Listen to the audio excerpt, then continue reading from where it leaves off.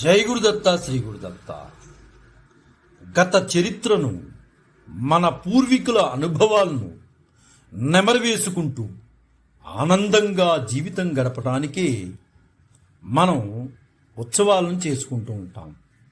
సమాజానికి ఒక నిర్దేశిత సందేశం ఇవ్వడానికి మనం దినోత్సవాలను జరుపుకుంటూ ఉంటాం.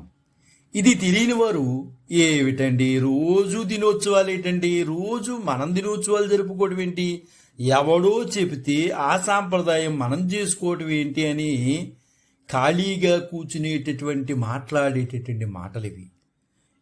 నువ్వు ఆ సాంప్రదాయంలో ఉన్నటువంటి అంశాలను ఎన్ని పాటించటం లేదు, ఒక మంచి విషయాన్ని ఎవరు చెప్పినా గ్రహించేటటువంటి శక్తి నీ మనసుకు భగవంతుడు ఇవ్వలేదు, అంతే. ఎక్కడ మంచి ఉన్నా తీసుకునేటటువంటి సంప్రదాయం మన హైందవ సంప్రదాయంలో మనకి మన ఆర్షధర్మంలో చెప్పబడ్డాయి. ఎక్కడున్నా మంచిని తీసుకుంటాం. అది సమాజానికి ఒక నిర్దేశితమైన సందేశాన్ని ఇస్తుంది. తప్పించి నువ్వేవో రోజు దినోత్సవాలు ఏంటండి అనుకునేటటువంటి మహానుభావులకి నా సమాధానం, మంచి ఎక్కడున్నా తీసుకునేటటువంటి సనాతన సంప్రదాయం గొప్ప విశేషం. అది సంప్రదాయాలను కాపాడుకోవటం కోసం మనం పండుగలు చేస్తూ ఉంటాం. ఏది చేసినా ఎక్కడ చేసినా ప్రపంచ మానవాళి శ్రేయస్సు కోసమే నిర్దేశించబడుతుంది. నువ్వు బాగుండాలి, నీతో పాటు ఉన్నవారు బాగుండాలి, మన జిల్లా బాగుండాలి, మన ఊరు బాగుండాలి, మన దేశం బాగుండాలి, మన ప్రపంచం బాగుండాలి అనే ఉద్దేశంతోనే మనం ముందుకెళ్తాం. ఏ చేసినా, పుట్టినరోజైనా, పెళ్లి రోజైనా, అమ్మల రోజైనా, నాన్నల రోజైనా, ప్రేమికుల రోజైనా, ఈ రోజుల్లో మనం ప్రత్యేకంగా వారి గురించి ఆలోచించి వాళ్ళని కొనియాడుతూనే ఉంటాం. మన బాధ్యతలను గుర్తు చేసుకుంటాం. ఇలాగా దినోత్సవాలు జరుపుకోవడానికి ప్రధాన కారణం ఏంటంటే మన బాధ్యతలను మనం తెలుసుకోగలగటం. ఇవి మనం తెలుసుకోగలిగితే మన భావితరాల వారికి మనం చెప్పగలుగుతాం. మరి ఈరోజు ఒక ప్రత్యేకత ఉంది. ఆ ప్రత్యేకత ఏంటయ్యా అంటే డిసెంబర్ 3 వికలాంగుల దినోత్సవం, ప్రపంచ వికలాంగుల దినోత్సవం అంటారు. అయితే వికలాంగుల గురించి ఆలోచించి ముందు మన బాధ్యతలు ఏంటో మనం తెలుసుకోగలగాలి. అప్పుడు మాత్రమే మన భావి భారత పౌరులకి మనం చెప్పగలుగుతాం. కాబట్టి ఏ దినోత్సవం అయినా అందులో మంచిని స్వీకరించేటటువంటి గుణాన్ని ముందుగా మనం అలవాటు చేసుకోవాలి. ప్రపంచంలో పనికిరాని వాడు అంటూ ఎవ్వరూ ఉంటారు. అలా అని అందరూ తెలివైన వాళ్ళు ఉండరు. తెలివికి తెలివిలేనితనానికి మధ్య ఉండేదే జీవితం అని మన పెద్దలు చెప్తూ ఉంటారు. చేయడానికి చేయలేకపోవడానికి మధ్యలో ఉండేది ఎవరయ్యా అంటే అది జీవితం కాదు, మనమే. మనం చేయగలిగేది ఎవరైనా చేయలేకపోతే మనం వాళ్ళకన్నా గొప్పవాళ్ళం అనుకోవడంలో సర్వసాధారణం అయిపోయింది. కానీ ఆ శక్తి నేను చేసుకున్నాను అని కాదు, అది భగవంతుడు ఇచ్చాడు అని గ్రహించిన రోజున నీకు వాడికి తారతమ్యం అనేది తెలుస్తుంది.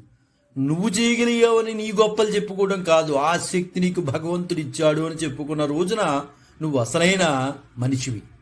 నిజానికి వైకల్యం అంటే మనసున్న ప్రతి ఒక్కరూ ఆలోచించవలసింది ఏంటంటే కూర్చున్న చోటు నుంచి లేవకపోవడమే శారీరక సమస్య అయితే, అలా లేవకపోవడానికి సరైన సహకారాన్ని అందించకపోవడమే అసలైన వైకల్యం.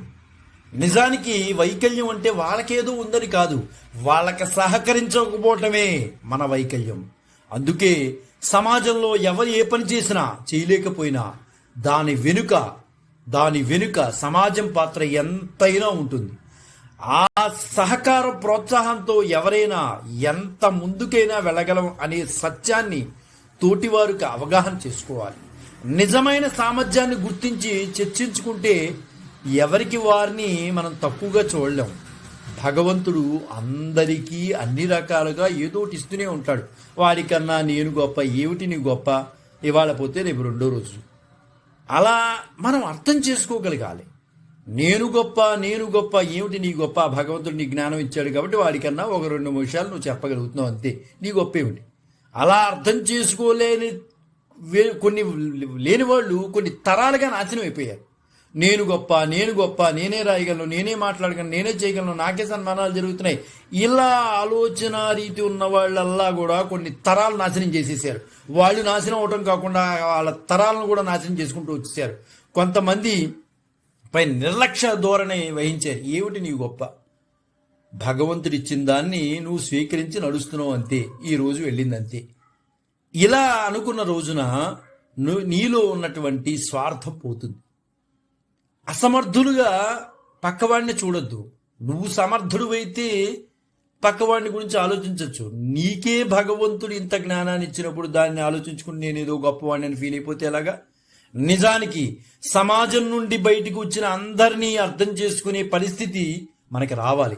సమాజం వైపు మన పెద్దవాళ్ళు ప్రారంభించిన విషయాల వైపు అడుగులు వేయాలి. అలా ముందుకు వెళ్ళడాన్ని డిసెంబర్ 3న వికలాంగుల దినోత్సవంగా మనం నిర్ణయం తీసుకున్నారు.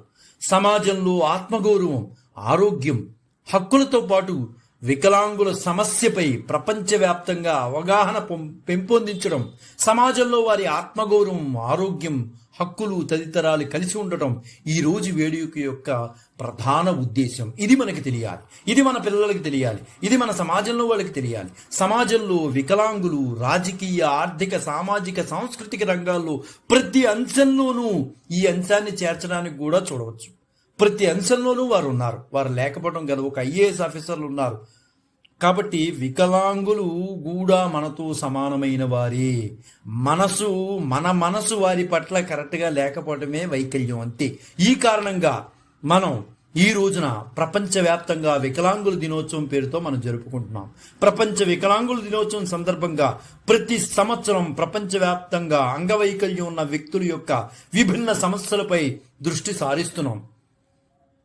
మనకున్నటువంటి ఆధారాల ప్రకారం 1981 సంవత్సరానికి 1976లో ఐక్యరాజ్య సమితి జనరల్ అసెంబ్లీచే international year of persons with డిజబిలిటీగా ప్రకటించింది. అంతర్జాతీయ, జాతీయ, ప్రాంతీయ స్థాయిలో వికలాంగులను పునరుద్ధరణ, నివారణ, ప్రచారం, సమానత్వం, అవకాశాలను నొక్కి వక్కాణించే ప్రణాళికలు రూపొందించారు.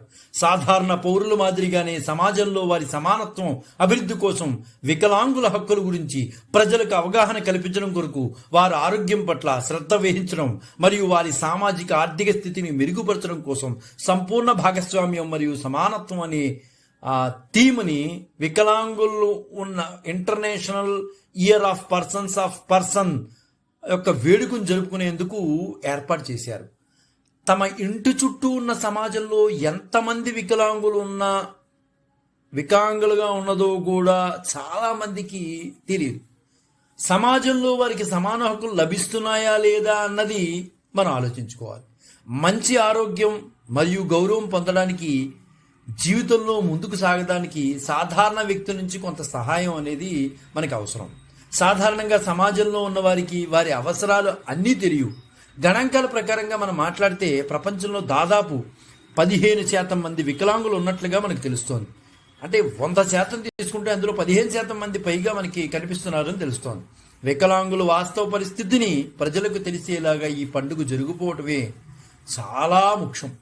వికలాంగులు ప్రపంచంలోని అతి పెద్ద మైనార్టీకి కిందకు వస్తారో అని గమనించాలి. వారికి తగిన వనరులు, వారి హక్కుల కొరత కారణంగా జీవితంలోని అన్ని అంశాల్లో అనేక అడ్డంకులు ఎదుర్కొంటున్నారు. నిజానికి చెప్పాలంటే ఇన్ని ఉన్నా అడ్డంకులు అనేవి ఉంటూనే ఉన్నాయి. అంటే దీని మీద సరైన అవగాహన లేకపోవటం. ఒక వికలాంగుడు అయిన వాడికి ప్రభుత్వ ఉద్యోగం అనేది ఖచ్చితంగా వస్తుంది, కొద్దిగా శ్రమిస్తే వస్తుంది. కనీసం ఈ జ్ఞానం వాళ్ళకి లేకపోవడం వలన వయసులు దాటిపోతున్నాయి, ఉద్యోగ అవకాశాలు చేదాటిపోతున్నాయి. కాబట్టి వారికి అవగాహన కల్పించాలి. ప్రభుత్వంలో కూడా, కేంద్ర రాష్ట్ర ప్రభుత్వాల్లో కూడా వికలాంగులైన వారికి ఉద్యోగాలు చేసుకునేటటువంటి అవకాశాలు మన ప్రభుత్వాలు కల్పిస్తున్నాయి అనేది వారికి అవగాహన తీసుకురావాలి. 1992లో యునైటెడ్ నేషన్స్ వికలాంగుల సహాయార్థం ఈ సంస్థలను ప్రారంభించడం అనేది జరిగింది. అప్పటి నుంచి ప్రపంచవ్యాప్తంగా వికలాంగుల దినోత్సవం అనేది మనం జరుపుకుంటూనే ఉన్నాం. వికలాంగులు మానసికంగా అధైర్యపడకుండా ఆత్మస్థైర్యంతో అన్ని రంగాల్లో ముందుకు వెళ్ళేటట్లు చేసి చెప్పడమే అసలైన దేశ ప్రగతి. దేశ ప్రగతి అంటే వాళ్ళని నిర్వీర్యం చేయటం కాదు, వాళ్ళలో ఆత్మస్థైర్యం పెంపొందించగలగాలి. వారు శారీరకంగా లోపం ఉండొచ్చు కానీ మానసికంగా భగవంతుడు వాళ్ళకి ధైర్యం ఇచ్చారు, జ్ఞానం ఇచ్చారు. ఎందరో మహానుభావులు వికలాంగులైనప్పటికీ కూడా ఈ దేశానికి ఎంతో సేవ చేశారు. ఇలాంటి విషయాలను వారి ముందుకు మనం తీసుకెళ్ళగలగాలి. వారిని నిరుత్సాహపరుస్తూ నువ్వంతే, నీ జీవితం అంతే అని మనం నిర్వీర్యం దయచేసి చేయొద్దు. వారిని సమున్నత స్థానంలో కూర్చోబెడితే ఆ భగవంతుడు మీ జ్ఞానాన్ని మరిన్ని రెట్లు పెంపొందిస్తాడు. వారిలోని లోపాలు గుర్తించి వారికి సముచిత స్థానం ఏర్పాటు చేయడం మనం ఖచ్చితంగా చూడాలి. అంటే వారి యొక్క లోపం ఏ లోపం ఉందో గుర్తించుకుని దానికి తగ్గట్టుగా సముచిత స్థానం ఏర్పాటు చేయడానికి మనం ఆలోచించాలి. ఇది మన ఒక్కరిదే కాదు, మనస్సున్న ప్రతి ఒక్కరి బాధ్యత. అందుకే మన పెద్దలు ఈ విధంగా చెప్తారు, డిజబిలిటీ ఈజ్ నాట్ ఇనబిలిటీ. జై గురుదత్త, శ్రీ గురుదత్త, శ్రీపాద శ్రీవల్లభ చరణదాసుడు, మానికొండ రాజశేఖర శర్మ, రాజమహేంద్రవరం.